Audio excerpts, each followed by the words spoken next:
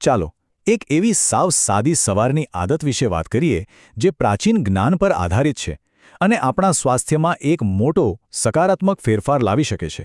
આ કોઈ જટિલ કે મોંઘી પ્રક્રિયા નથી. બસ સવારે ઉઠીને ગરમ પાણી પીવાની એક નાનકડી આદત છે.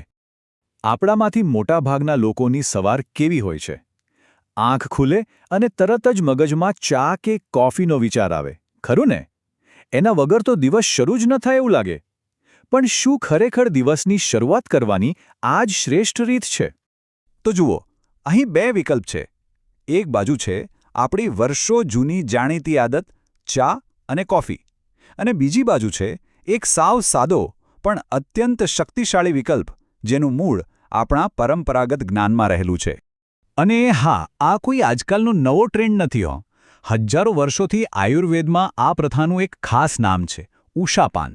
આ નામ જ બતાવે છે કે આ એક કેટલું જૂનું અને પરખાયેલું જ્ઞાન છે. તો ચાલો હવે સીધા મુદ્દા પર આવીએ. આ ઉષાપાન એટલે કે સવારે ગરમ પાણી પીવાથી આપણા શરીરને અંદરથી શું ફાયદા થાય છે? એ કેવી રીતે કામ કરે છે? ચાલો સમજીએ. જરા એક નજર આ લિસ્ટ પર કરો. પાચન સુધરે, બોડી ડિટોક્સ થાય, વજન ઘટે, કબજિયાત મટે. અરે લિસ્ટ તો લાંબુ છે. રોગપ્રતિકારક શક્તિ પણ વધે છે અને બ્લડ સર્ક્યુલેશન પણ સુધરે છે. ખરેખર કમાલ છે. ચાલો આમાંથી અમુક જે સૌથી મોટા ફાયદા છે એને થોડા ડિટેલમાં જોઈએ. આનો જે સૌથી મોટો અને પહેલો ફાયદો છે ને એ છે બોડીનું ક્લિન્ઝિંગ, એટલે કે શરીરની અંદરથી સફાઈ. સમજો કે આ આદત આપણા શરીર માટે એક આંતરિક શાવર જેવું કામ કરે છે. પણ આ ડિટોક્સ થાય છે કેવી રીતે? સિમ્પલ છે. જેવું ગરમ પાણી અંદર જાય, શરીરનું તાપમાન થોડું વધે છે.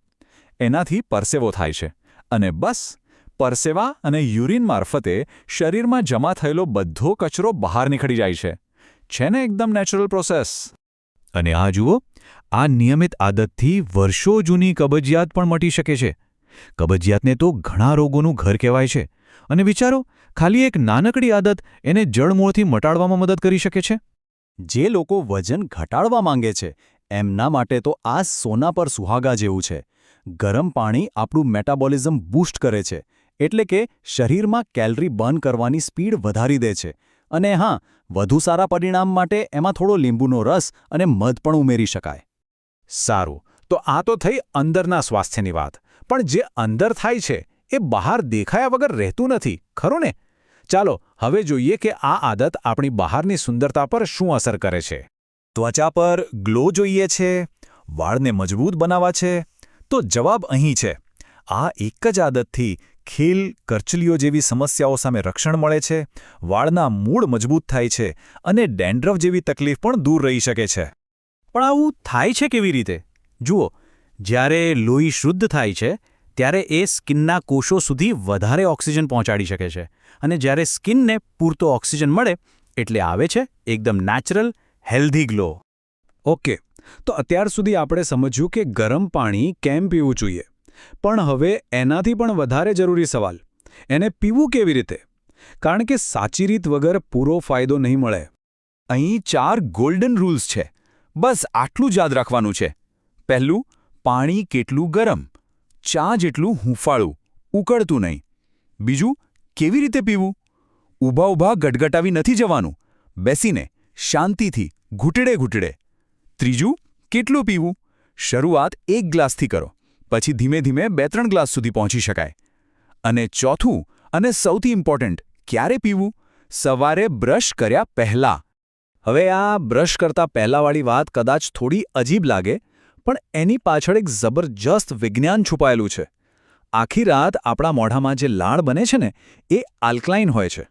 પાણી સાથે જ્યારે એ પેટમાં જાય ત્યારે એ પેટના એસિડને બેલેન્સ કરવાનું કામ કરે છે. કમાલ છે નહીં? ચાલો આ આદત શરૂ કરીએ એ પહેલાં 2 નાની પણ ખૂબ જ મહત્વની વાતો જાણી લઈએ. આ સાવચેતીઓ રાખવી ખરેખર જરૂરી છે. પહેલી વાત, પાણી પીધા પછી તરત જ ચા નાસ્તો નહીં કરવાનો. ઓછામાં ઓછો 45 મિનિટનો ગેપ રાખવો. શરીરને એનું કામ કરવા માટે સમય આપો. અને બીજી વાત, જે લોકોને અલ્સરની તકલીફ હોય એમણે બહુ ગરમ પાણી ટાળવું. એમના માટે નોર્મલ અથવા સાવ હલકું ગરમ પાણી જ બરાબર છે. અને છેલ્લે, બધી વાતનો સાર એક જ વાક્યમાં છે જે આપણે સદીઓથી સાંભળતા આવ્યા છીએ: જળ એ જ જીવન છે. આનાથી મોટું સત્ય બીજું કોઈ નથી. તો હવે બધી માહિતી આપણી સામે છે. એક સાવ નાનકડો ફેરફાર જે સ્વાસ્થ્યમાં મોટો સુધારો લાવી શકે છે.